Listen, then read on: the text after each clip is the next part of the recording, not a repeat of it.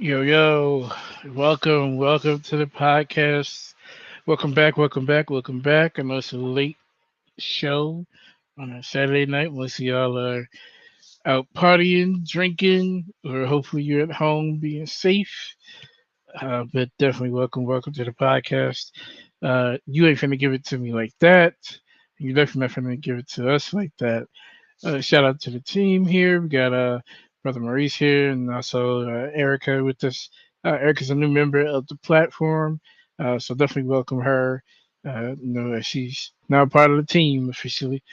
What's going on with you guys? How's you guys' day going? How you guys feeling? I know first and foremost, I want to say that beat was hard. I want to put a 16 down in there, yo. That's Yeah, it was pretty smooth. nah, all jokes aside, man. How's everybody doing? Hope everybody's alive and well. You know, just trying to make it to the next day. Erica, how about you? Well, today's been a good day. And I'm happy to be on the team. And thank you guys for having me. You're welcome. You're welcome. Glad to have you.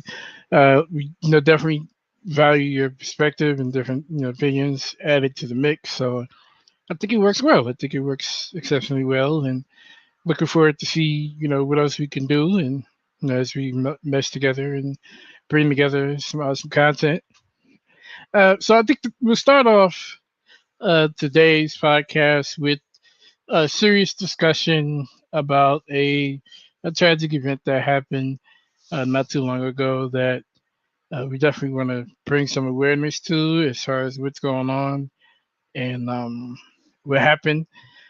So those who know, there was a deadly shooting at a Nashville elementary school that took place this month, um, and the school shooting was actually national news.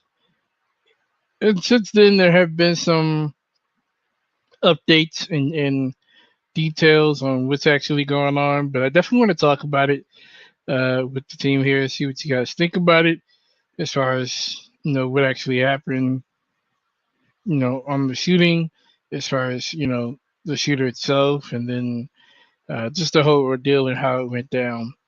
Um, so as far as just overall thoughts, I want to make sure I get some clarity as to what actually happened. Um, so basically, uh, what happened was the school shooter. There was a shooting at a private religious grade school. It's a Christian school in Nashville, Tennessee, and the shooter was an adult transgender man, identified as an adult transgender man, and they uh, shot plenty of children. These are uh, grade schools, so these would be children, and it left 3 9-year-olds dead and left 3 adults dead as well. The shooter, who has been identified as a former student of the school, the school is called the Covenant School, which is a private Catholic school that teaches grades pre-K through sixth grade. And the student, who is the shooter, who's a former student, identified as Audrey Hale, 28 years old, was killed by the police on the scene. And the shooting and the motives behind the shooting still remains currently under investigation. There is some updates as far as they just recently had the funeral take place, but I want to go over exactly um, some details, and then also have a timeline we'll share with you guys as well. Make sure you guys hit the like button, leave any comments you have in the chat, and definitely make sure you subscribe. So reports were made first of the shooting um, at this Covenant school, and surveillance video shows the shooter was able to get into the school by shooting out a side door. Um, the shooter then traversing the building, going to the second floor, and firing multiple shots. It's not clear exactly when the six victims were killed or how they encountered the shooter, um, but likely uh, the shooter either came across them or he knew the targets. The shooter was though killed within 14 minutes of the first report of the shooting. The police did apprehend and they did shoot the shooter and claimed to have saved many other lives. Um, Body camera footage was released by the Nashville Police Department showing that the shooter was on the second floor of the building when they were killed by the responding officers. Uh, the shooter was reported firing at police cars outside of the school when the officers engaged. Officials currently say that the school shooting was a targeted attack. The shooter, who was a former student, may have, quote, had some resentment for having to go to that school. Nashville Police Chief John Drake told CBS Mornings. Um, the students, as well as the adults that were killed, the adults were a custodian, a substitute teacher, and the head of the school, were likely not specifically targeted, said authorities, but of course, um, they say that because they have no evidence. Currently, there is no evidence that they were specifically targeted. But the school and the church building was the target of the shooter. But they have no information to presently indicate that the shooter was targeting specific people out of the six people that were murdered. The three children, I won't put their names out, but they were all 9 years old. Um, and one of the children were the actual daughter of the pastor of the Covenant Presbyterian Church, which is associated with the school. And the adults, the head of the school, Catherine Kuntz, 60 years old, substitute teacher Cynthia Peak was 61, and the custodian, Mike Hill, was also 61. Uh, Body camera footage from the police officers on the scene shows a female adult telling police officers that some students were in lockdown during the shooting. According to the school's website, the school has 33 teachers and up to 210 students. And other students were brought up to a reunification center after the shooting, said the police. Flags, United States flags at federal properties are being flown at half staff on that Friday in honor of the victims, and a large memorial currently exists at the school with flowers, stuffed animals, and candles, and it's been growing since then. All right, so I want to go over the timeline that is reported, and then we'll have this discussion on what you guys think. Um, so the officer that was the first to open the doors of the school after the reports were Officer Rex Engelbert. Um, Engelbert, who's a 4-year Metro Police veteran, he quickly unlocked and opened the door after a school staffer told him that at least 2 children were missing. As the door opened, Engelbert was met with the blaring sound of a fire alarm echoing inside of the school. Engelbert, not knowing what was inside, yelled back to his team, "Let's go, let's go." 2 minutes and 15 seconds later, the threat was over, and the shooter had entered the school, opened fire, and killed those 6 people, and then was killed by the officers less than an hour after leaving their home. About 9:30 that morning, the Metro Police Chief John Drake said 28-year-old Aubrey Hale left home Monday morning with a red bag. Hale's mother asked about the bag, but the shooter dismissed the question, said the police. 9:53 a.m., Hale drove the Honda Fit, arrived at the Covenant School, according to surveillance footage, and the footage shows Hale driving around the parking lot, going out of frame, and parking at about 9:55 a.m. Hale sent a goodbye message on Instagram at 9:57 to a former middle school classmate on Instagram saying, "This is my last goodbye. I love you. See you again in another life."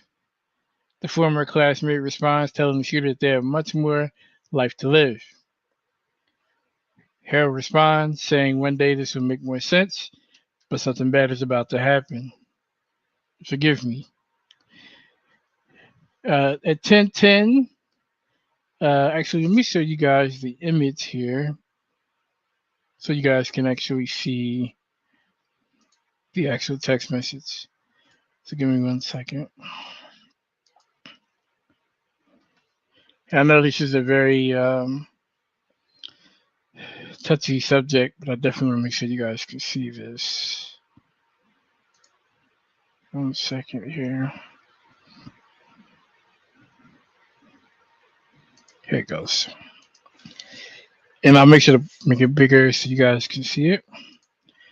Um, so here is the message. Hale's messaging their friend, former student, saying that I wanted to tell you first because you're the most beautiful person I've ever seen and known all my life. My family doesn't know what I'm about to do. One day this will make more sense. I've left more than enough evidence behind, but something bad is about to happen. Forgive me. And this is Audrey Hale sending an Instagram message to Avriana Patton minutes before the school shooting. Here's also the vehicle that Audrey Hale drove in before parking. This is the Honda Fit. Okay. And we'll go down this timeline list here. Hale approaches the side entrance to the private Christian school without hesitation. Hale fires rounds through the glass doors. Seconds later, the shooter ducks under a push bar to enter the school. Hale is carrying two AR style rifles and a handgun. And here's the evidence of Hale shooting through those doors at the side entrance of the school.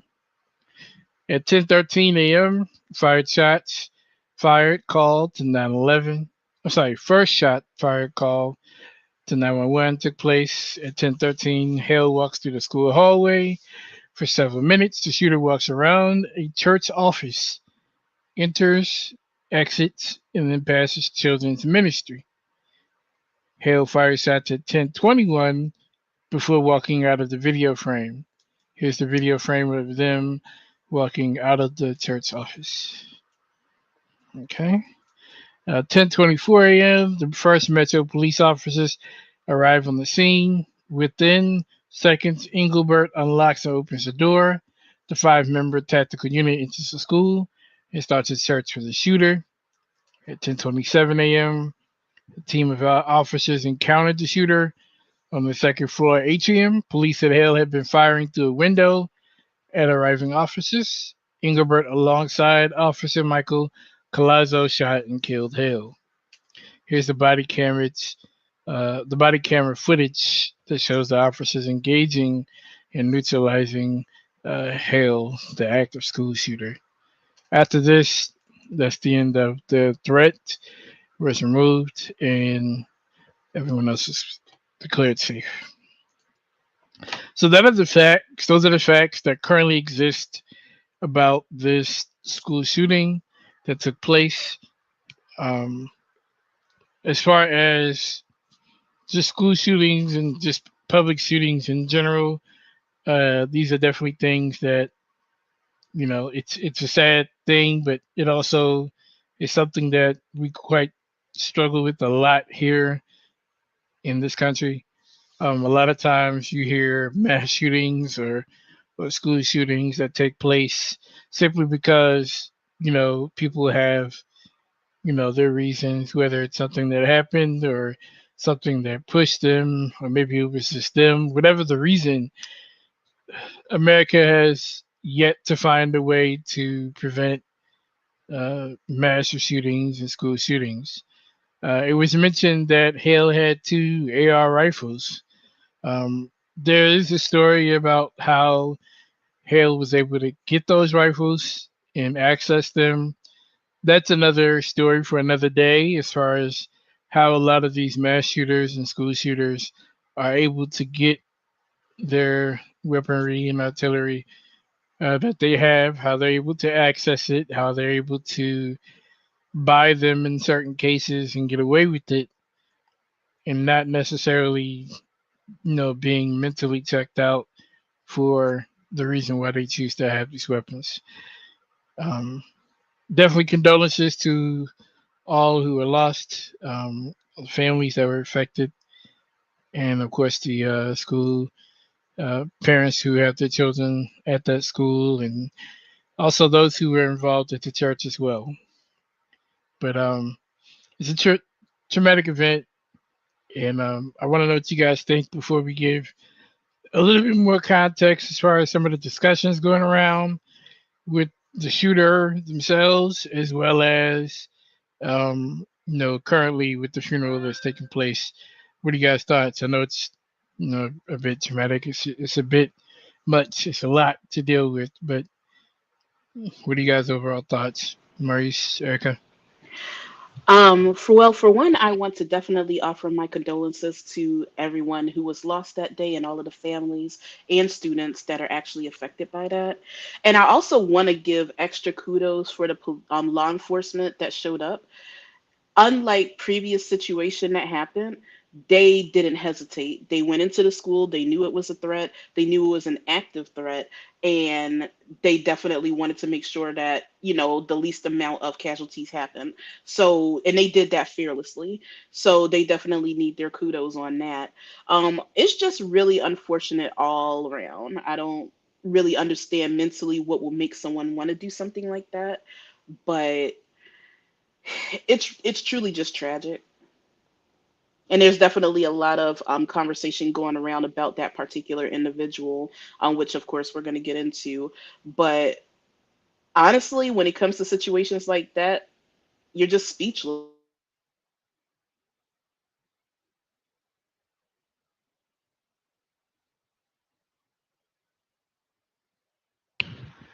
Uh, Erica, are you still there? I think you cut off. You said you were speechless.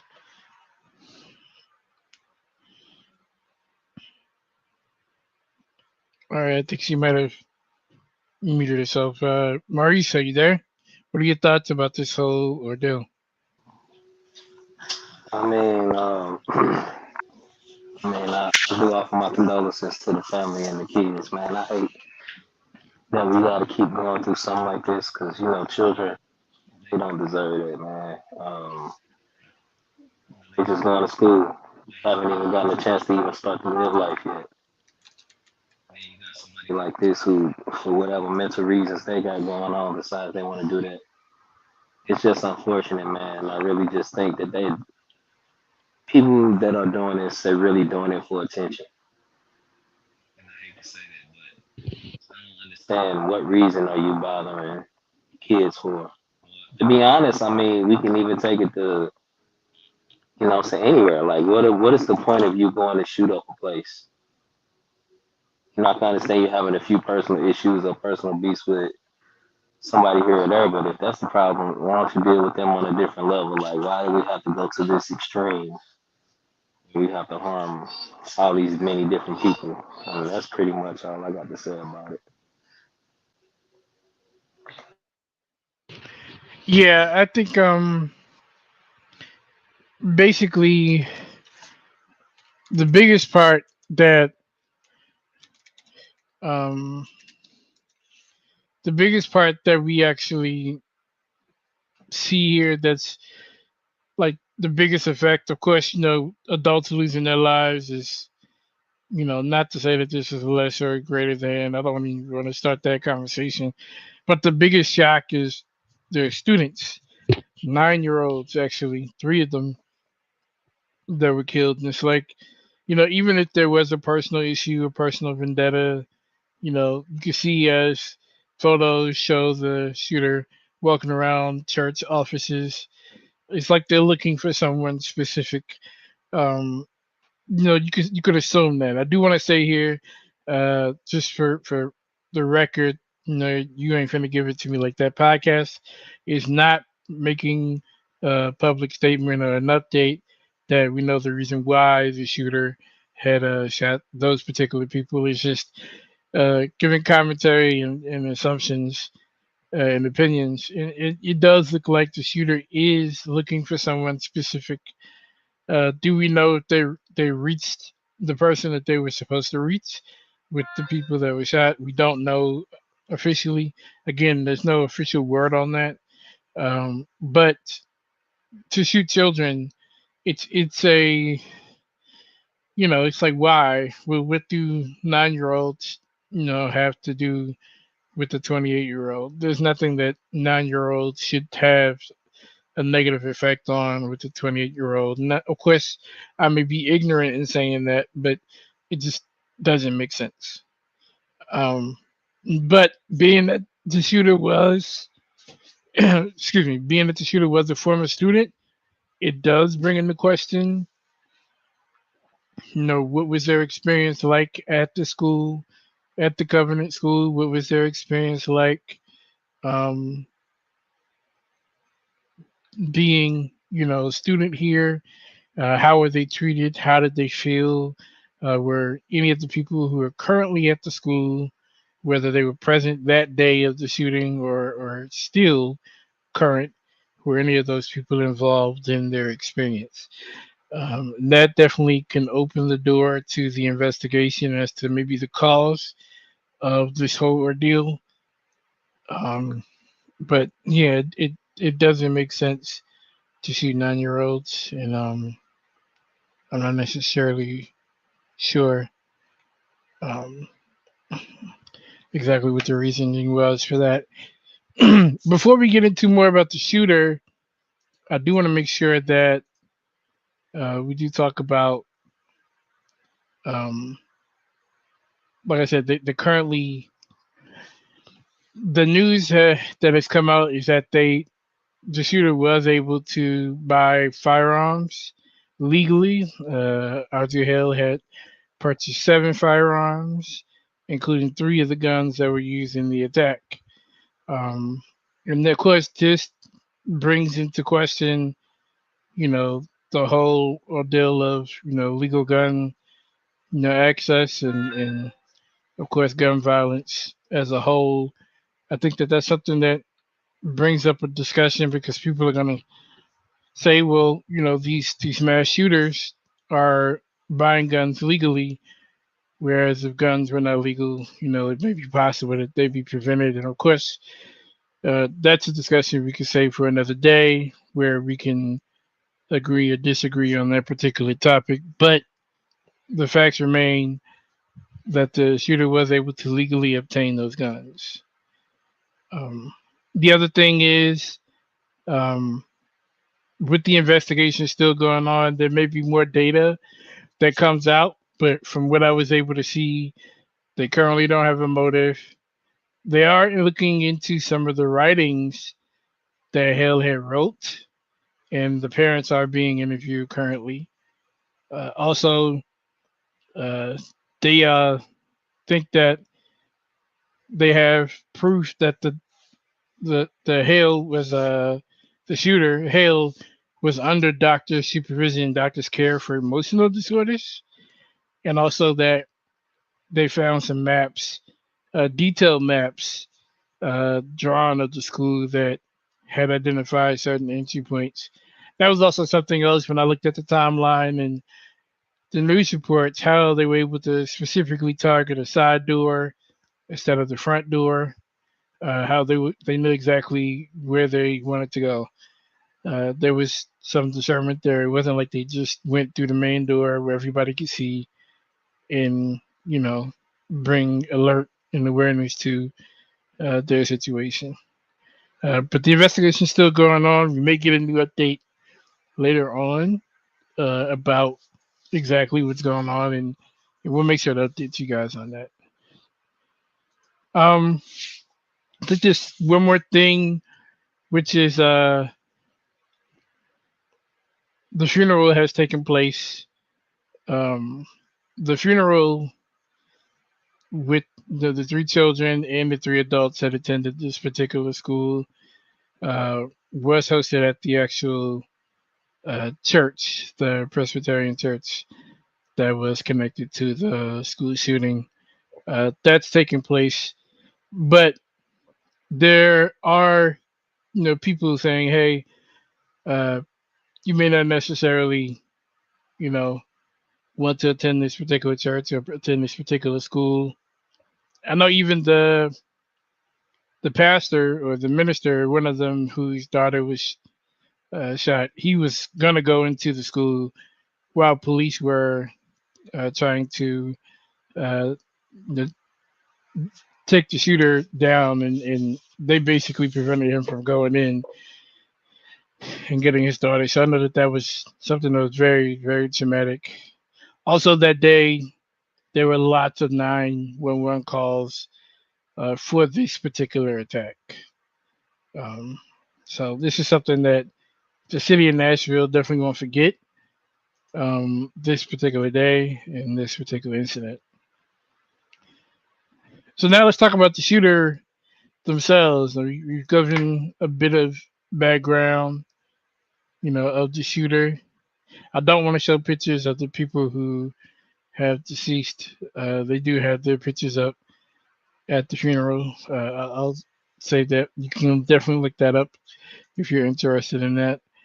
But I definitely want to talk about the shooter because right now there's a discussion going on about who the shooter is and how that may be involved with their mental state and why they did the shooting.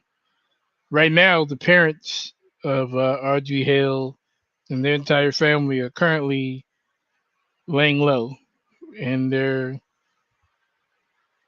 shocked and they're keeping communication with the church, but this has also affected them in their lives, and so this is something that a lot of people are affected by. A lot of people won't forget.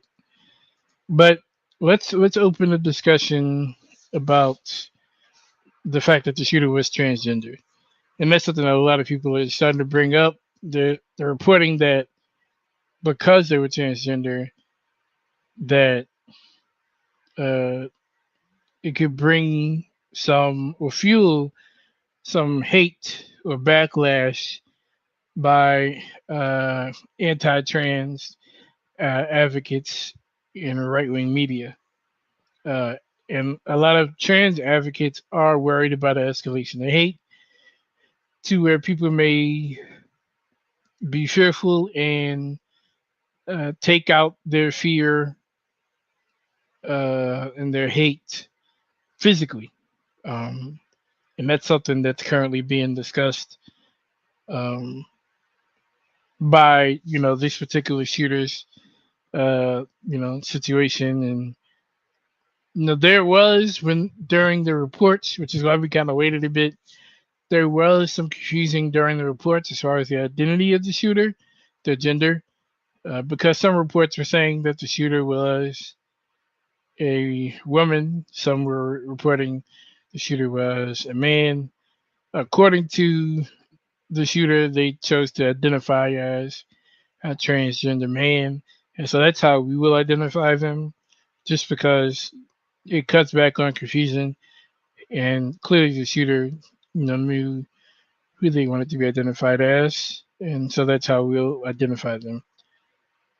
Um, what do you guys think about this event, particularly causing a lot of anti-trans uh, hate and backlash because of this particular incident on right-wing media? Do you guys think that it's fair that people are actually promoting anti-trans hate because of this incident, or do you think that they may have some ground as far as what's going on with trans people and their mental makeup? I'll go first because I know Erica has some strong words for this. I'll say this. Me personally, I don't feel like it should be brought up any more than every time a black person does something that their race gets brought into it or their quote unquote criminal background gets brought into it. I don't think it should be a problem or brought up. Only. unless unless it comes out that this particular individual did what they did on the grounds of their orientation or it had something to do with it. But even then, I would say you should tread lightly on that because just because that one person does something doesn't um make it you shouldn't be able to. I should say you shouldn't demonize the whole entire group for that one person's transgressions. And I pretty much leave it at that. That's my opinion on it. Well, I actually agree with Maurice. I don't think that the sexual orientation of this person has any bearing on what they did. Their mental health may come into question, of course, because anyone who would do something like that has to be, just mentally unbalanced. But I don't think that sexual orientation feeds into that. And I also think that it's reprehensible that right wing media is actually trying to like almost galvanize a hate cult around attacking the trans community based off of this situation, and of course based off of their hatred based off of the quote unquote morality surrounding Christianity. I think that it's reprehensible to use any one isolated situation as a way to try to drive a division, which is actually against Christianity. So it's just they're walking contradictions. I think it's disgusting.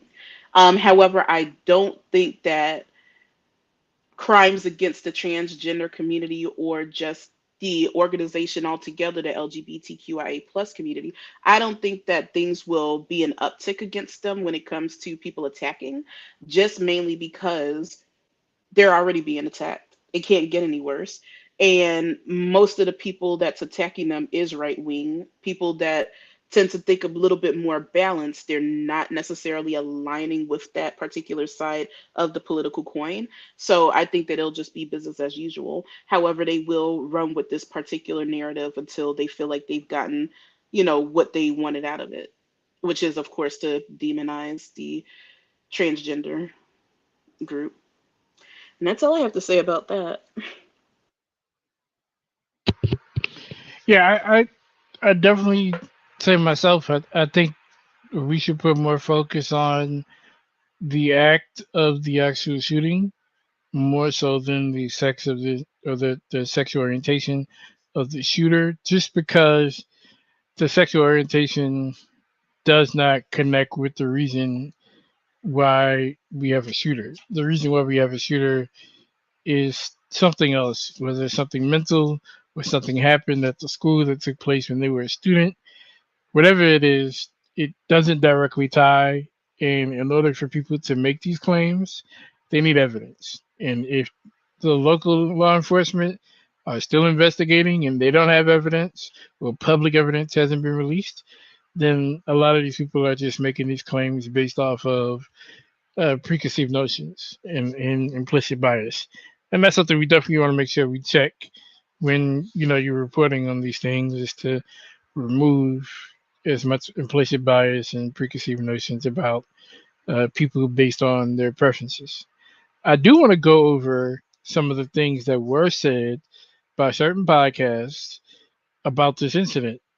But first, I want to make note here that yesterday, the 31st of March, was the annual Transgender Day of Visibility. Um, but I want to go over some things here that were said. Um, these are like sound bites from these podcasts, but I have them here in written form. NPR's Melissa Block said she said Wednesday evening in Nashville at a vigil to mourn the six victims of this week's shooting, Darren Johnson, a transgender chaplain, turned to song to express her community's grief over the lives lost. Darren Johnson was singing, and there's a playback of the recording, but um, Darren Johnson's songs are in the recording. I won't play that. Um, Next is Tucker Carlson's comments on Fox. Tucker Carlson tonight. He said that the trans movement is targeting Christians, including with violence. Another comment is by Matt Walsh on his podcast, The Matt Walsh Show. The gender ideology movement is once again the most hateful and violent movement in America, and it's not even close. Greg Kelly, who's on Newsmax with the Greg Kelly Reports show, transgender is potentially more of a threat if applied recklessly than, say, white supremacy. Okay? We have actual, and then dot, dot, dot. Uh, Chris Sanders replies to Greg Kelly saying there's no situation in which blaming an entire group of people for the actions of one is appropriate. Chris Sanders is the executive director with the LGBTQ advocacy group Tennessee Equality Project in Nashville. Sanders also says this is a systematic problem, the access to guns in our state. Hate is a systematic problem in our state. So, in that cauldron, we have a duty to act responsibly and speak responsibly. All right. Next is the hashtag trans terrorism trended on Twitter this week. Also, Donald Trump Jr. tweeted about a uh, quote, clear epidemic of trans non-binary mass shooters. Analysts who have looked at the data say that that claim is false. They confirmed that the overwhelming number of mass shootings in the U.S. have been carried out by cisgender males, while mass shootings committed by those identifying as transgender have occurred at a rate far lower than their estimated population. Impunging the trans community as inherently violent is an alarmingly new pattern, says Haran Greensmith, who monitors anti-trans movements for political research associates. False claims like that, Greensmith says, amount to pouring gasoline on fire. Another quote from Haran Greensmith: "There's already a roaring blaze and inferno. As a trans non-binary person, and as someone who monitors anti-trans rhetoric for my work, I don't think I have a capacity in my body for any more anxiety or discomfort." All right. Next is the quote from Jenny Pizer, who is with the Lambda Legal Definition and Education Fund, saying that an appalling flood of legislation in states based on misinformation and often driven by a kind of cruelty regarding trans terrorism. Another thing, Pizer says that transgender people are targeted for violence, that the victims of violence at vastly disproportionate rates. Anything that makes that worse is almost beyond comprehension.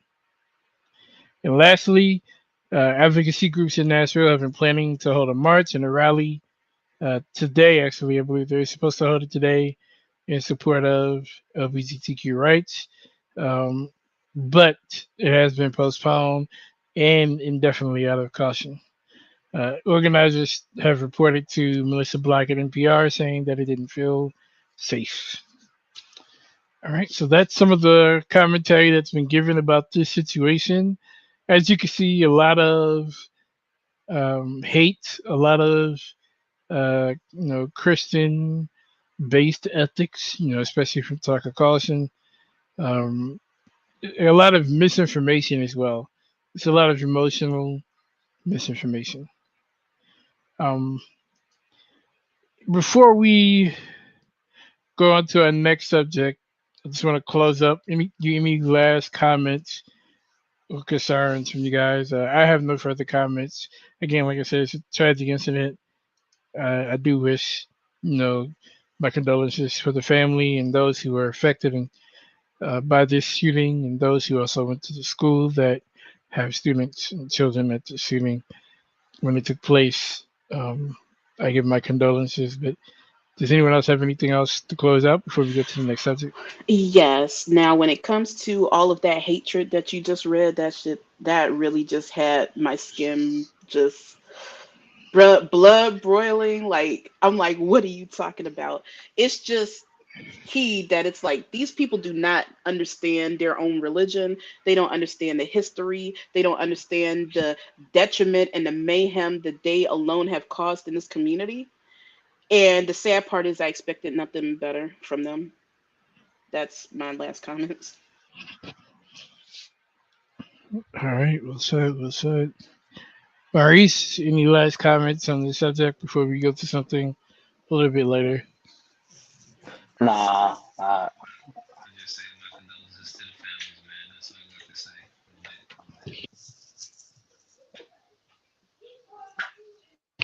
All right. Yes, we here at the You Ain't Finna Give It To Us Like That podcast are definitely giving our condolences to all who are involved.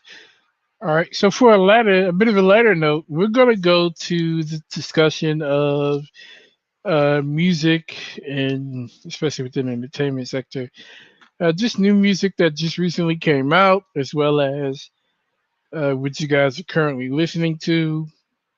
Um, I definitely want to talk about some music news as well. Um, but currently, uh, Erica and Maurice, what are you guys currently listening to that's new that just recently came out? Well, I was actually listening to Chloe, but I stopped abruptly because that album is just not it. I can't believe that we waited so long for an album from her, and this is what we got.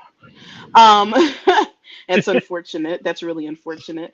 Janae Aiko actually put out a single, and it's amazing. Nardo Wick put out a single, and it's amazing. I'm actually really beginning to like Nardo. So he was definitely one of the people I didn't used to listen to because I was like, what is he even saying? But once you actually pay attention to how he raps and his style, you begin to understand what he's saying. He's actually awesome. I listened to DJ Drama. I thought the album overall was great. There was definitely some key tracks that I have been listening to over and over again. Definitely No Weakness, which is number 8 on that album. I've been addicted to, and I love it. Um, Also, Raised Different, featuring Nipsey Hussle, Jeezy, and I don't know how to pronounce this guy's name, but it's BLXST. I think it's Blaxt, or I don't know. it's But you just Simply say said, blast. Blast. oh, yeah, that track is amazing too. So definitely some key tracks on that particular album. And I think honestly that's it. Stormzy. He definitely put out a single and it's amazing as well. You got Tyler the Creator that put out an album. I haven't gotten through all of it, but I did like the track Massa. I thought that was a good one. But he's not typically somebody that I would listen to on a normal basis, so it's kind of interesting going through his album. And also Melody Martinez, I've been listening to her for a few years now, and she also released a new album, which I'm excited about. Yep. Definitely some good stuff there. Some stuff I definitely have to get my hands on because I haven't heard a lot of that. Maurice, you want to go ahead, or you want to go ahead and list off some new stuff that came out? Because y'all know I don't boy, really listen to new music as soon as it comes out. I like to let it sit and marinate, and then jump on it yeah, You later. like to let it sit and stay marinate. for years. I jump on it at 12:01 a.m. on Friday.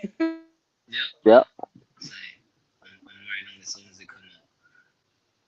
But for the listening audience, if you don't know, Melvin likes to wait 3 years before he listens to an album and then wants to give us a review after we've already played it out. Hey, look. So I got a little gripe. I got a little gripe. Just real quick, and if you get back to the music, I have a little gripe to say about Apple Music. And this probably happens. Matter of fact, I know it happens with other streaming services, but it happens more with Apple Music. And maybe you guys feel the same way. Maybe some of you guys don't even have this problem. But I'm starting to recognize that some of the music I've added to my library is starting to no longer be available. And I caught it this time with a particular album that I was actually getting ready to listen to, and I pulled it up and I'm getting ready to play it. It's grayed out. I'm like, why can't I play this album? So of course, if it's grayed out, I just remove it from the library entirely and say, okay, well, I'm gonna go find this album, search for it, pull it up, and look for the album. And the album's called So Icy Boys 22. Of course, I'm sure you guys have heard it already. But this album, I was in the process of just playing it, you know, through my way of actually going through my library. And this is an album that Apple actually no longer offers. Um, and I could no longer play it. So I had to get rid of it from my library. But I go to other streaming services and they have it. Spotify, YouTube Music, etc. They have it. So it's like, you didn't even give me a chance to take the time to actually listen What's the name to of it. the album? Yes, So Icy Boys 22. See if you can find it right now. 22. Yep. So Icy Boys 22 is it's a black and white cover. It's not it's by Gucci Mane, of course. But Cause I it's got not like So Icy Icy Boys Boys. album on my Apple Music, and I don't so see. it's not the finale. It's not the So Icy Gang re-up. It's not the Christmas, and it's not the So Icy Boys album. It's So Icy Boys 22. That's no longer available. Let me know if you can find it, because I looked and I was so shocked. I was like, well, what did they do? Like, why did it go away? And of course, for those of y'all who know, like, I think the record labels and also like BMG and ASCAP have regulations on how long you get to license music and have access to it. And of course, it looks like that particular license ran out, and so they can no longer play that content. And so I think that's probably what happened. But this also inspired me to look into the rest of my library, and there are a lot of other albums that were grayed out that I could no longer listen to. And so I ended up having to clean up my library. It used to be I couldn't add anything to my library. Now my library's got plenty of space. So, that's a bit of a gripe. I thought, once you added something to your library, it would always be there. But I think this also kind of speaks to why, people like y'all and others, when that new music come out, y'all jump right on it. Don't waste no time. And clearly because maybe a year later it's gone. So it's just Now just a bit of a that's not why I listen to music immediately. I'd be excitedly awaiting like that whole Chloe album. I've been waiting for like I think a lot of us were waiting for like a year for this or two. We were definitely like waiting for that to drop because we were so certain it was going to be good. And some people think it is, but I think that she could have done better and she could have kept this particular album as a memento and actually put out a real album. I think that would have been a good idea. But that's not the disappearing music is not why I jump on it, although it is interesting. And I actually just pulled Apple Music up on my iMac and I'm gonna go through and I'm gonna see if there's anything actually like grayed out. Um, I mean, I have tracks that are great. Usually, honestly, for the most part, usually they come back. Usually, not always, but usually they come back. Usually they'll come back. If it was a part of an album, I don't know, but sometimes they'll come back as a single, or they'll, I guess, restore the licenses and then it'll come back. I've had that happen several times. But the one particular album you're talking about, it is still on Apple Music. They just probably, I think what ends up happening is that particular album, there's a deluxe of that album out. So maybe that's why they took the original one down because there's a deluxe that exists. I actually have the deluxe with all the tracks on it. So that might be why you don't see that one because they can added you more to that. Can you share that to the chat? Because our chat that we have, and not the YouTube For sure. chat.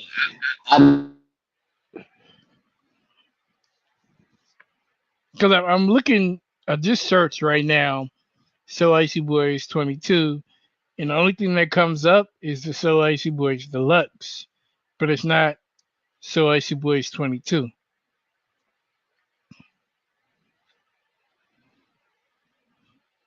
Now their playlist, because clearly other people have had this problem. So I do see three playlists that were made for So Icy Boys 22. Yeah, that's not it. I'm gonna show you what it looks like. Give me a second. Yeah, Maurice, that's not the one. Give me a second here. So yeah, it's just a little music gripe that I've had, guys. That Yeah, it could be frustrating. Like you're going to listen to something like I finally have time to listen to music, and then you go and find your favorite album and it's in gray. right. It's like, well, I thought it was gonna always be there. You know, See, it's like that shows you that everything is temporary. it Nothing it in life lasts does forever. absolutely, It's like a bigger silver lining here. absolutely. So Maurice, I just sent you that one from YouTube Music. I'm gonna pull it up in Spotify. I don't know if you have Spotify, but just to show you that it exists.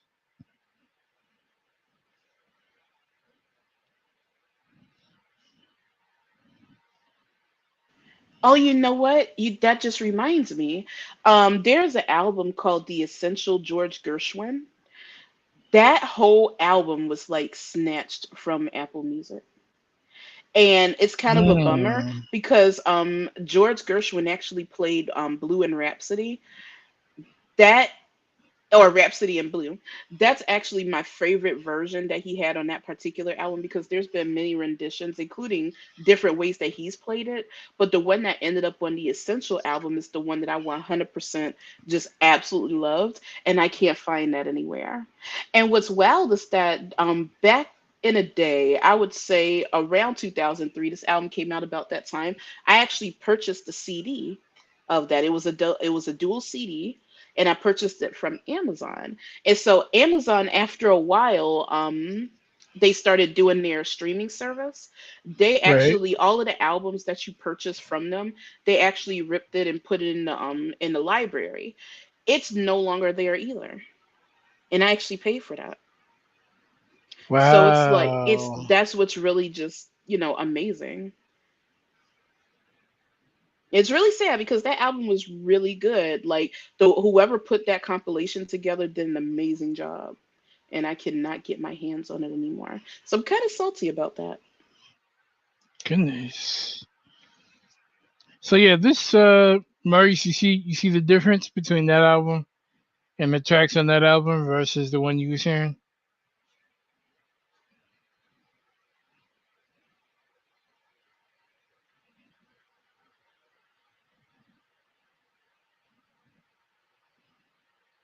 You might have stepped away. But yeah, there's a big difference. Yeah, I see a difference. Yeah, it's different tracks and everything. So I was a bit taken back. I was like, maybe this is a sign that I need to hurry up and listen to some new music. But I like taking my own pace at music, man. Like I just went back and listened to Fabulous Ghetto Fabulous album uh yesterday. Listened to it. It was pretty good. Like it brought back memories. So I was like, okay, let me take a look at that. Play some Terrace Martin and stuff like that. So I kind of just go at my own pace with the music, man. But yeah, there's definitely some good music that's been out. Um, I want to go over just some of the stuff that you might see. Um, so we'll start, of course, we'll start with hip hop. You did mention DJ Drama's album, Tyler the Creator. Those who are interested in Larry June and Alchemist had a new project called The Great Escape. Big Walk Dog from Gucci's 1017 dropped the album. Of course, Fujiano as well. Juicy J, for those who are a fan of Juicy J, 38 Special. Dizzy Wright, one of my favorite artists. He got something new. ASAP Ant from the ASAP crew. Hit Boy, Nas producer, who's been producing the last three King's Disease. He's got a new project as well. So there's a few other people. But this week it's been kind of compared to last week. I think last week had a better overall drop in music than this week. I think this week it's been kind of one of those weeks where it's like kind of subpar ish, if you kind of catch my drift. Um, but let's talk about some music news, man. I want to go over some quick news. I think the biggest thing that, as of late, that everybody's been talking about is the situation with 6ix9ine. I know everybody's kind of heard about it. He got assaulted recently at a gym. They beat him and allegedly beat him and robbed him. Have you guys heard about that? 6ix9ine, who is that? Takashi 6ix9ine.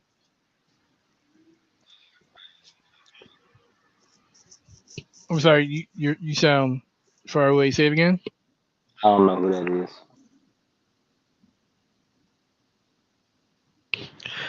Got you.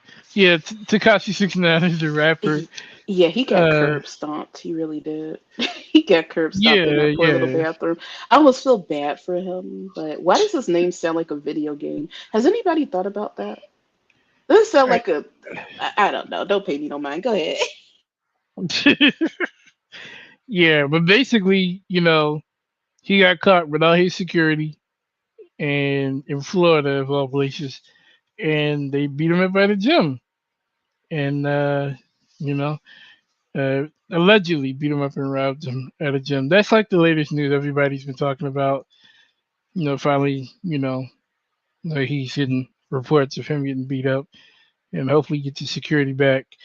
For those who are fans of boy bands from back in the day, LFO, band member Brian Bros Gillis was found dead.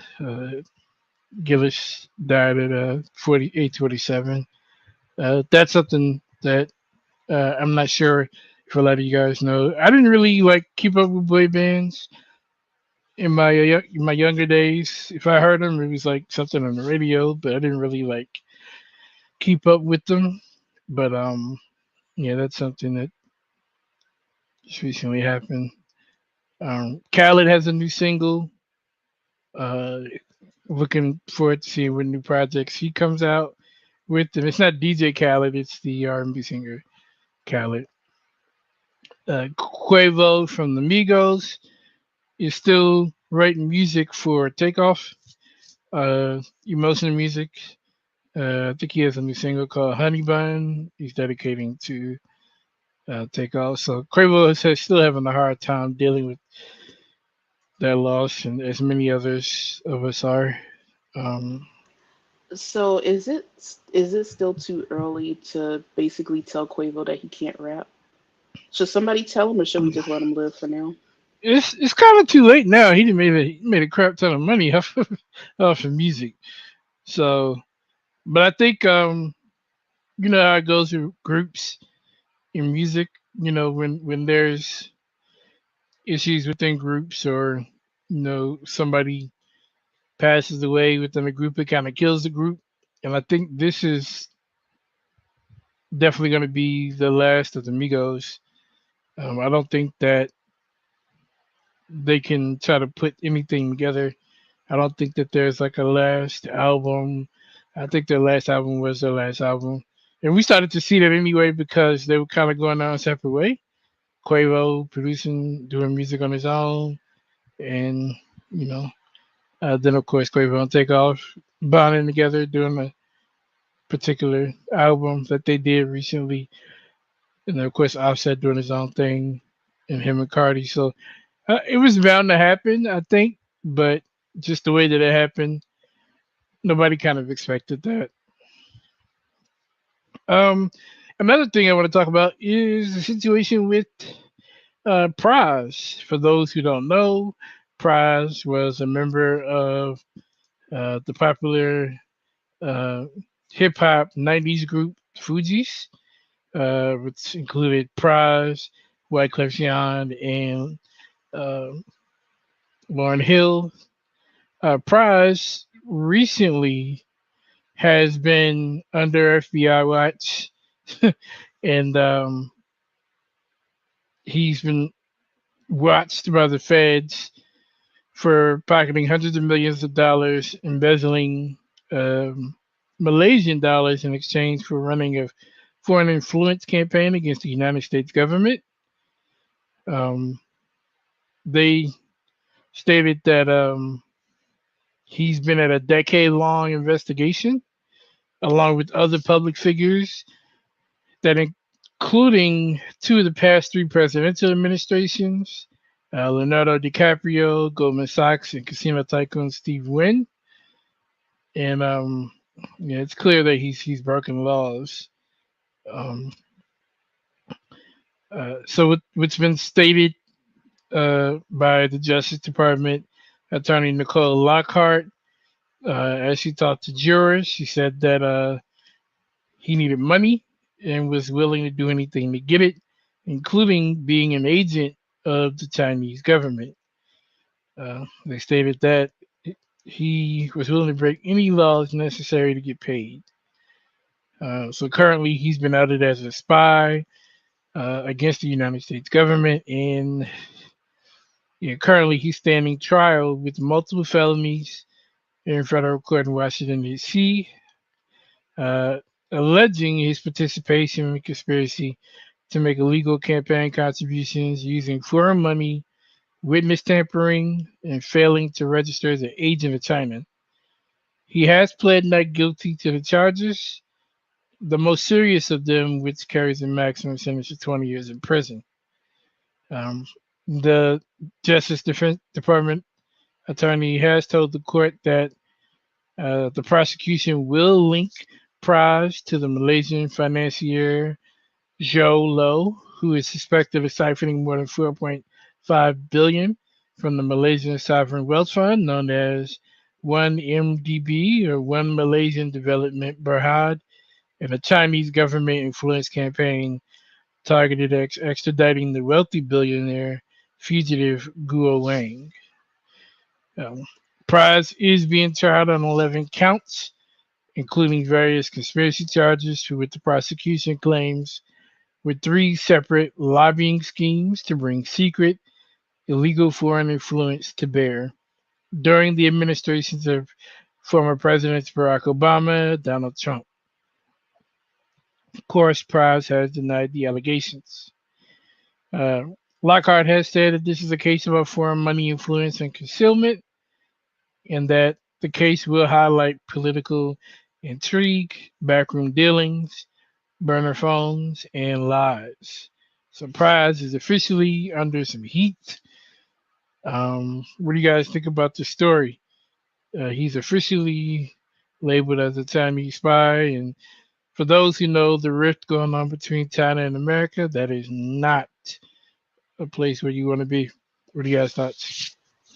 Well, if he's out of there as a Chinese spy, then he going to Florence ADX in Colorado.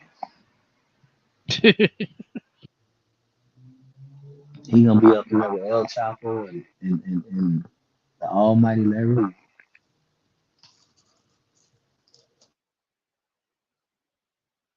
Yeah, I think just what happened to people kind of just stay in your lane. Rappers should rap and not try to do anything outside of rap. Not try to be a spy.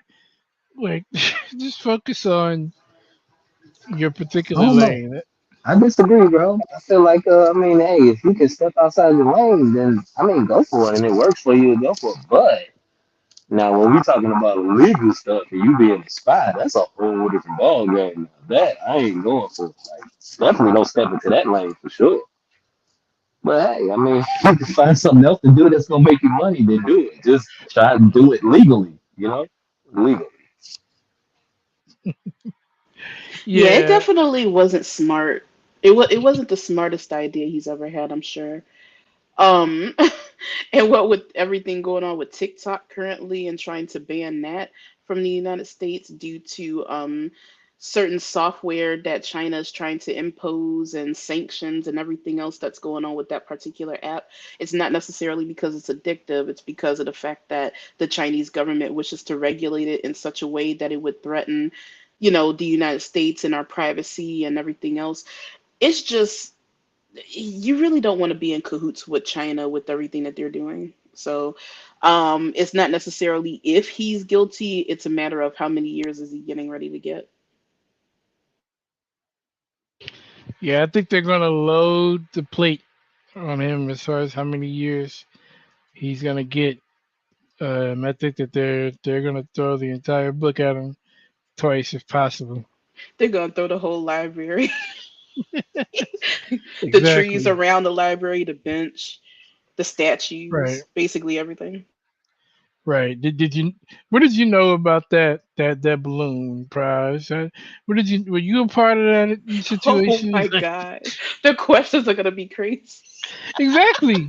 I wish I wish they would just go ahead and host that trial on YouTube so we can get some popcorn and just just A see how this whole watch party. exactly. We're getting beers, we're getting some pizza, whole party. Exactly. Exactly. I definitely want to see this investigation, but I don't know if they'll let us see that. But it should be fun if we could see that because that would be crazy.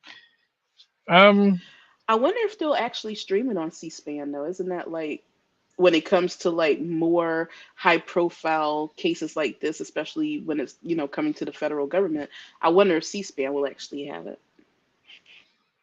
maybe they should though. They really should.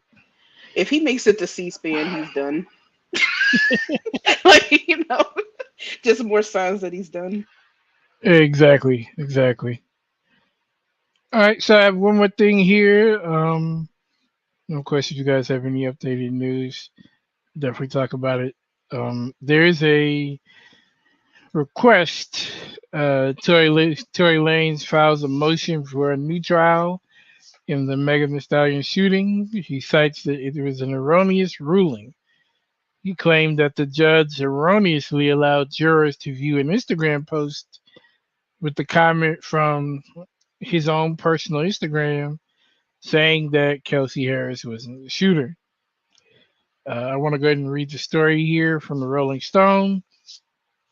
Said that Tory Lanez has filed a motion for a new trial after being found guilty of shooting music superstar Megan Thee Stallion on a California curbside in July of 2020.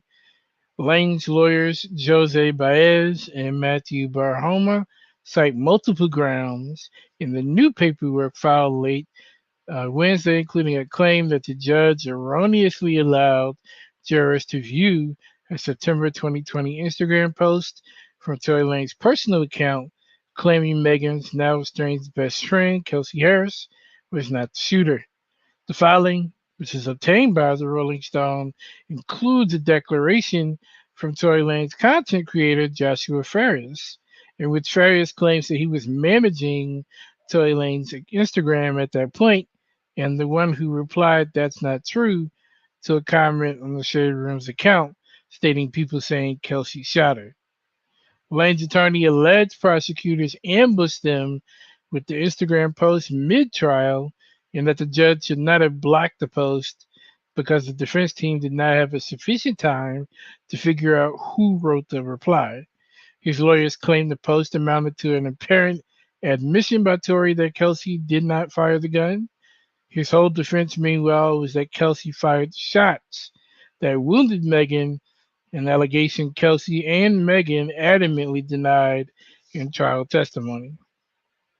Quote, the court erred on a numerous questions of law in allowing the people to introduce this post, depriving defendant of a fair trial, the new motion reads. Quote, the only acceptable remedy for this miscarriage of justice is a new trial.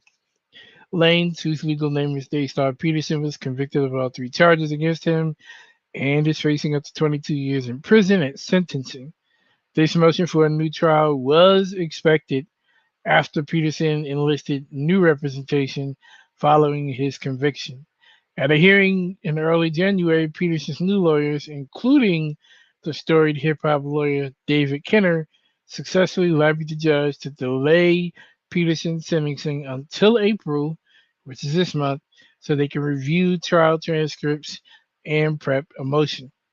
Along with the motion, Peterson, Tory Lanez, announced his legal team will undergo a few more changes, telling Rolling Stone, quote, due to a scheduling conflict, David Kenner will no longer be a part of my defense team.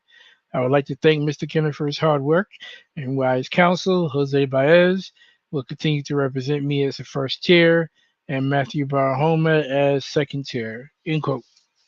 The motion for a new trial also claims that prosecutors unfairly, quote, painted defendant as a gun wielding career criminal, end quote. It claims that during the December trial, prosecutors, quote, revealed their true motives, end quote, for introducing a shirtless photo of Peterson when they asked the witness if he had seen, quote, the big gun that Tory has tattooed at the center of his chest, end quote. Peterson's lawyers argued that the trial references to his tattoo in music deprived him of the due process safeguards in a new California law that seeks to exclude creative expression evidence that might lead to racial bias. Peterson's legal team said that the disputed evidence led to, quote, improper consideration of criminal propensity based on his gangster rapper persona, end quote. The new law, AB 2799, took effect 9 days after his conviction. Ironically, the defendant's tattoo was a homage to Tupac Shakur. Tupac used his music and tattoos to discuss social political issues affecting the black community in the 90s. The new filing states Mr. Shakur carried the same AK 47 tattoo on his chest as a symbol of black unity in the fight against racism. So, this is what they're using basically. Peterson's lawyers also argued that the court impermissibly chilled his right to testify by ruling that if he testified, the state could introduce his rap lyrics and a music video under cross examination. The video for the 2022 track Cap shows Lane sharpening a bloody cleaver before using it on what looks like a horse leg. She's more testimonies by Megan, who said, I got to watch Tori drop music videos chopping up horse legs and people laughing at it like that's okay.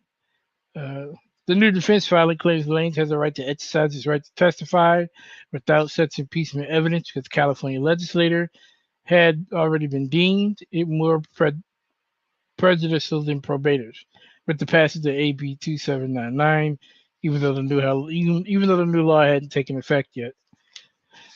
Lastly, prosecutors are expected to file a reply to the new motion ahead of a planned hearing on the matter, which is now scheduled for April 10th. While Lane's sentencing is scheduled for the same day on the court's calendar, sources say an agreement is in place to push sentencing to a later hearing. All right. So, what do you guys think about this? Is he trying to get off of the reported Megan Thee Stallion shooting? Oh boy, that's a lot to digest. Golly. Jeez Louise. Man, I don't know. At this point,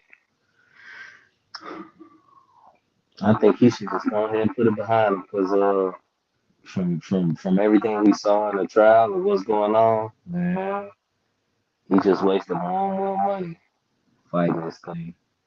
But hey, I ain't Tory Lane, so what do I know? Erica, any thoughts? Any thoughts? He's still exercising his Hail Marys. So it's like I can respect that. Nobody wants to just go get thrown in the clinker for something that you feel you shouldn't have to be thrown in jail for. I honestly think that he should just start a sentence. The longer he prolongs it, the longer he's going to be behind bars, because it's not like he's prolonging it and he's still walking around free, with the ankle monitor or whatever. He's prolonging it and he's already in jail. So I don't know what the game plan would be there, but there's nothing that he can say that will overturn a situation. So let's say the judge says, all right, so you're right. We shouldn't have allowed them to view that particular post on Instagram that was, out of order. If you remove that, there's still so much more evidence around it that it, does it really matter at this point? Like, just do your time. You got angry, you shot her, whether that was purposely or not purposely, it's just, it doesn't matter at this point. It happened. Just go to jail, go to prison, go do what you need to do. And hopefully, when you get out, your mindset's a little bit different. Do you guys think that by his content creator making the comment about the fact that Kelsey wasn't the shooter, do you think that that's enough to get him off? Do you think that how he's tried is enough to get him off, or do you think that this is just grasping for straws at this point? So you're saying that he didn't actually write that on his post, somebody else did? Yeah, they're testifying that. So when it was brought up in court, the defense didn't have any time to respond to it, but that's where he got a new defense and was basically saying that he has a content creator, and at that time when the comment was made, he wasn't managing his accounts. The content creator was. He So may not it's have been managing his account, but unless it can be proven without a shadow of a doubt that he did not write that, either one of them could have wrote it. The platform holder at the time, or he could have logged into that account and said that. And I highly doubt that somebody who's just keeping up with your social media is going to be made privy to anything like that. So it's just how deep into the situation was that particular person. I feel like possibly he wrote that, but because he had somebody else on the account at the same time, it's easier to try and throw it off on that to cast a shadow of a doubt. But even if that happens, even if there's doubt cast and that particular part of the court case is tossed out, there's still other evidence that shows that he was definitely the shooter, or there was enough evidence to show that, without a reasonable doubt, he was the shooter. I had my own, theory throughout that whole situation. I personally thought Kelsey pulled the trigger based off of what I heard and how I was processing it, but that's not what was proven. So, I mean, at this point, again, go do your jail time. yeah, I think he's grasping for straws, and I think that them bringing up the gun on his chest and he's him using Tupac. I think that was hilarious because it's not the same, and the reasoning is not the same. But you know how people do; they try to squirm and squiggle out of things when it's not even necessary. You know why you got the gun tattoo? Same reason why Tupac got the gun tattoo, and it's not about you know fighting against racism and things like that because that has nothing to do with it. Also, apparently he had that whole like music video, something about making fun. I never saw it because I've never listened to the Leprechauns music, but it's like, but apparently he was poking fun at Megan. Why would you want to make fun of somebody that you are being accused of shooting? That's not showing empathy, that's not showing sympathy, that's not showing like, damn, I wish that hadn't happened. That's showing I'm gonna get away with it. At the time I thought I had Kelsey on my side. It's two against one. The bodyguard's not going to say anything, so I'm just going to sit here and rub it in your face. That's what it was given. So that's kind of like not a good situation either. Like, why, if you were accused of doing something, why on earth would you joke about it? What's funny about somebody getting shot? What's funny about somebody being out of commission for however many days or weeks she was out of commission? Why are we laughing at that? So Yeah, he kind of threw himself in the prison cell. Honestly, he threw himself in there and he closed the doors and he locked himself in there and there he will stay until whenever he's let out. We don't even know when because he keeps trying to prolong everything. We don't even know what his sentence is. For all he knows, it could be like a year. And you could already had this done and over with or getting close to it, but you keep I prolonging it. mean, So, he's supposed to get out to 22, and I think they'll give oh, him oh all damn. 22. Oh But damn. I think that's what he's fighting. He doesn't want to do 20 years in prison, and so he's fighting that. So he wants to do more than 22 years because the longer he prolongs this, the more time is being added. Is this time that he's actually pushing it, is it being counted against his sentence that hasn't been rendered yet? No, because It's not time remember, served, right?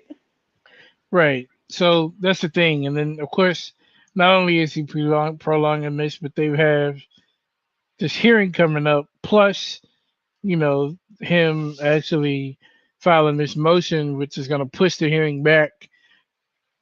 It's going to be problematic. So yeah, I think Yeah, the unless you have some leprechaun needs to hardcore go to evidence, jail. The leprechaun the needs to just leprechaun. go do his the Keebler elf needs to just go do his time.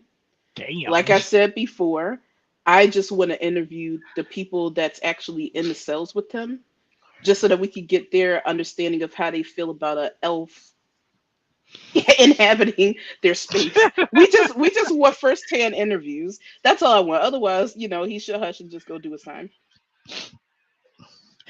You know what? You gotta stop poking fun at the Keebler elves now. They make some really good cookies now. They make And listen, it's like I'm not even like dragging his height because I'm 5'0".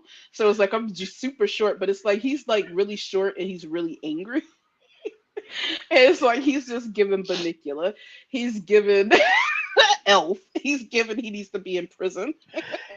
I saw that one video of them exiting the courtroom, and he had to hop in the SUV, and I just cackled. I told you Banicula. I just cackled because I'm like, why is he trying to look hard, but he hopping in the SUV? He literally had to jump to get in there. Li- Listen, it's definitely giving Banicula. It's giving when everybody's looking, he's like, "Oh, I'm a good father. I'm a family man. I'm just trying to do what's right. I don't know how that bully got in her foot, but I sure am sorry." And then when everybody's not looking, it's like the fangs come out. Throw him in jail.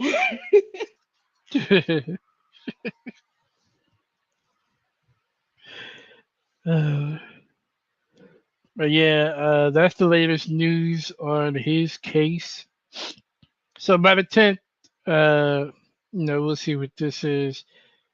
Um, Actually, I think the last thing and this will be a discussion with us that we can have, and this kind of does affect music, but it could also affect social media.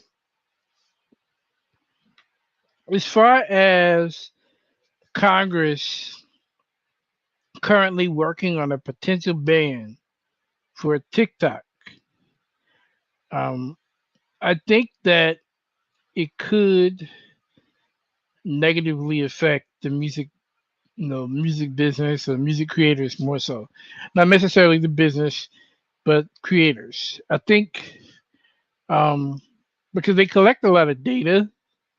That's why like the ban is coming into question because when they're collecting this data, who's getting this data, who's watching it, who's taking note.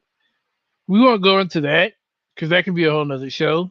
But if a ban does happen, I think that it could affect creators, music creators, because a lot of them pull a lot of attention, a lot of numbers from the app. A lot of the latest like new popular trendy artists or trendy sounds come from that app. A lot of the songs that are on the Billboard 100 have like sped up and slowed down remixes of those popular songs from artists that exist, and those sped up and slowed down songs are on that app, such as Lady Gaga's Bloody Mary or Mariah Carey's It's a Wrap. They have the sped up version. Even what's her name? I can't remember her name. That has a sped up album. I can't remember her name right now. R&B artist. She has a sped up album, and it's like that's the TikTok trend. And artists who have put the work in on TikTok have found success, and they were able to push their music on TikTok because the app has grown tremendously. Um, so I think that this ban that they're trying to put on TikTok isn't just going to affect social media. It isn't just going to affect those of us who just scroll up and hit the heart button and share. But I think it also could affect music listeners to listen to music off the platform, and that's what makes TikTok addictive is because you can do it all from that platform. What do you guys think about that? And then also, what do you guys think about the ban on TikTok? Just briefly, overall.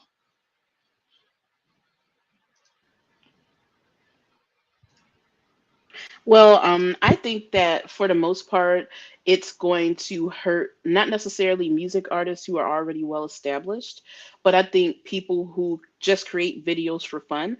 But while they're creating videos for fun, like skits, new dance craze, they're actually getting paid for that. And so it's not like they're getting paid just a little bit of money. They're getting paid a lot of money to make these TikToks and regularly upload them.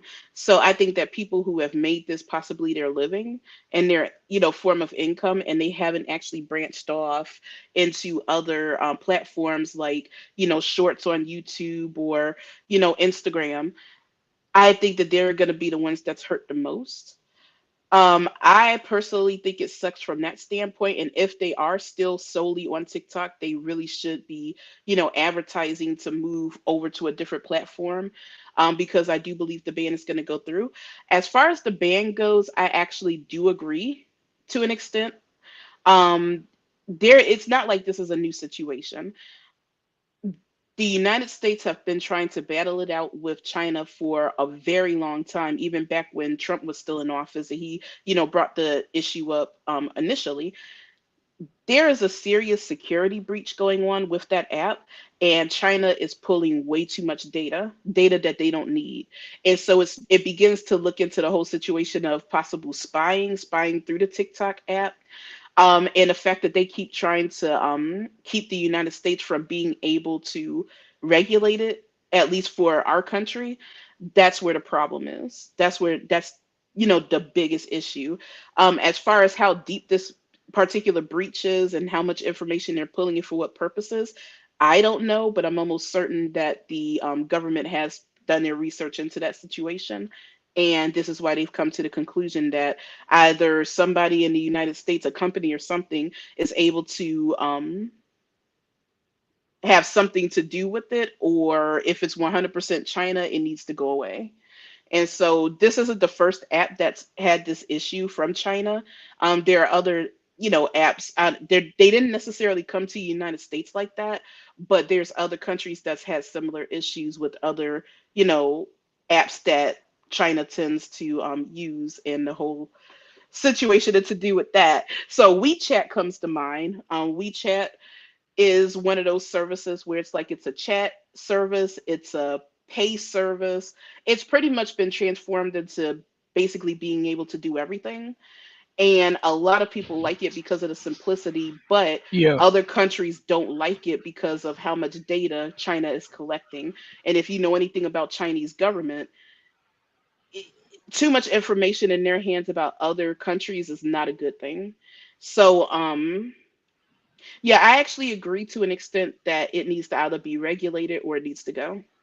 And we need to create a TikTok version that is, not doing all that, not overreaching Right, into data. right. I agree. I agree. Yeah. The artist I was talking about with the sped up version of music is Summer Walker. she has a sped up album based off of TikTok. But you're right. WeChat is another one. WeChat is like the hub. If you want to buy something, you need WeChat. If you want to purchase a ticket for public transportation, you need WeChat. It has all built in. It's like it's everything. They actually have that built-in thing where it's like a social credit number, Yep. where it's Social like credit. it's Yep. always scanning you, and it it's pretty much doing the police job. Like if you're wanted for something and you come across WeChat, they automatically know that you have a warrant and they're coming for you, probably in wherever you are. They're probably en route. So it's like it does a lot. It regulates a lot in China. And I don't blame other countries for not wanting, to be a part of that. And I do believe that the possibility did come to the United States, but it was rejected due to all of the, ways that it could really be fucked up. Yeah, I agree. I agree. I hope that because when Trump brought this up, he allowed TikTok to kind of sell off its business into the U.S. But they didn't want to sell. They could have sold to uh, they didn't want them to sell to Facebook because Facebook already has too much control. But they could have sold to YouTube before Shorts came out. They could have sold to Microsoft, who is a highly likely potential buyer because they had the capital. But they chose not to sell. With this ban, it's gonna definitely affect the money that they can make because now it's gonna be limited and there's no ad space or anything that they could use to benefit from people in the states viewing it. What do you think, Maurice?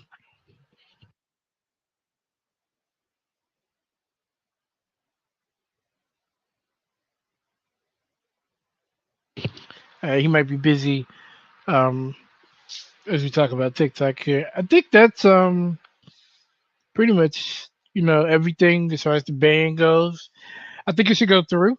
I hope that if they decide to do like a last minute sale, that they do it quickly because it's one of the top apps, one of the top social medias currently in the U.S. So it would benefit them to split the company up to like a U.S. division and a China division, and allow the U.S. division to be regulated within the U.S. If not, they're going to lose a lot by holding on to their Chinese origins and Chinese pride. So we'll see how Right. this And they goes. couldn't, they probably would never sell to Microsoft. Isn't ICQ, the messaging app, a part of Microsoft? I think it used to be, yeah. Yeah, so WeChat is actually a branch off of ICQ. China, ICQ came out first, and then China decided to create a Chinese version of ICQ chat. Um, Eventually, Microsoft decided to sue to get pretty much China off of that. And so they ended up, I think they added an extra letter or two to it to somehow make it their own. And then it evolved into what WeChat is today. So it's like it's already kind of bad blood with Microsoft and China. Yeah, but they could have sold to anybody. It's just Microsoft has the capital. If you're going to sell out to a company, Microsoft has the capital. They're supported by the government, and they don't have too many social networks already, like your Facebooks and your Snapchat and things like that. So I think that would have been a good move. Just for them to be in the U.S. still, because nothing would have changed on the forefront, but on the back end. But by the ban happening, it could cease all activity, and Mhm. there's nothing worse than having an app that sees millions, if not billions, per day to automatically not working on Right. iPhones and Android, and then it becomes useless. And once it dies, it's very hard to come back. I Yes, guarantee it you that is. it's very Just hard to look come back. at, oh, what is that one social media app that MySpace? They tried, but What I think is like interesting is the fact that President Trump did actually bring this up. He tried to alert the general public about what was going on with TikTok and all of the ways that they're breaching our security and pulling information unnecessarily. It was definitely a big conversation back then, but it didn't. Oh, I guess because it was Donald Trump, people wanted to try to find a way to automatically discount what he was trying to say. Yeah, Um, they didn't care. They didn't, they halfway didn't think it was true. And that's really unfortunate because had enough people paid attention back then, we might have been able to somehow, get it to a point now to where TikTok could stay. But because so many people ignored it and China continued to do updates, which, increased the security breaches, now it's to a point now where it's like you need to just delete it off your phone. It needs to go. yeah. They'll stop the service from like airing on our networks before they tell you to delete that. And I'm gonna tell you what, the fact that Donald Trump brought this up and he went into detail about how they were breaching our security, and the fact that Biden, who is known for trying to undo everything Donald Trump did in a previous situation, the fact that he's backing it up and trying to get rid of it should actually raise quite a few eyebrows. Oh yeah, it does for me. Because It definitely does for me. if anything, he could have used that like, see, I'm the cool president. I'm gonna let y'all have TikTok. But it's like that's not how he's playing it. He's like, no, it needs to go. So that right there should tell you that there's a problem. Yeah, I think it definitely brings an alarm. As a person who's into networking and just security, this country's cybersecurity sucks.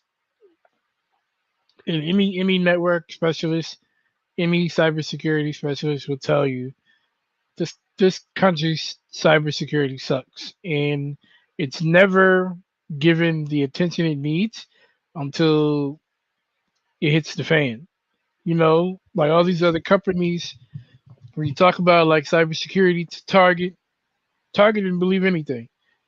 Their tech reps told them, hey, you need to secure these credit card machines, and they were like, you know what, it's working. Nobody's gonna hack us, and then they get hacked, and everybody who uses their credit card machines now has to get new cards issued, or their banks are gonna get pretty much robbed.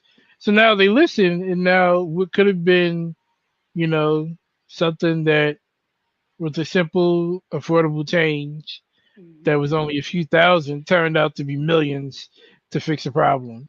Right.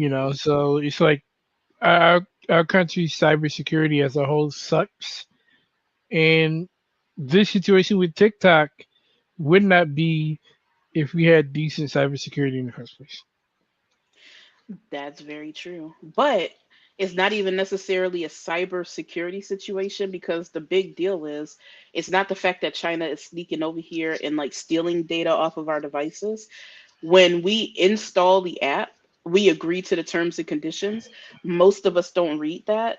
And everything that they plan to do when it comes to like what data they're looking for on your phone, and possibly what they're doing with it is included in that terms and conditions. So it's not like they're sneaking and doing anything. No, it's not like they're spying. They're telling you that what they're looking for on your phone. They're telling you what they're looking for through your internet connections and whatever else that they're monitoring. They're just not necessarily being that forthcoming about what the data is used for. But you agree to allow them to mine that information the moment you install and hit the I agree to the terms and conditions. Right. But about 99.92% of Americans ain't reading the terms and conditions. And that's something that we need to change because a lot of stuff could be happening. That reminds me of making a band back in the day when Mm, Diddy had the band and he had that whole contract situation. And I believe it was like a test, but Diddy was like, okay, everybody need to sign this contract right now. Hurry up, sign it, or you're not getting your money. And he had a whole lot of money, basically, like, and they were starving artists, so they wanted their money. Um, and so everybody signed it but Sarah. in the group, the singer. She said, "No, I'm gonna let my attorney look over this. I'm going to let my husband, who is also my manager, look over this." Everybody was badgering her, peer pressuring her, and everything else. She never signed it. And come to find out, when they actually decided to look at the contract, which was a test, there was all types of shit written in there that they didn't even know that they were not down with. And it's like, they were like, "Oh, it looks like she was right."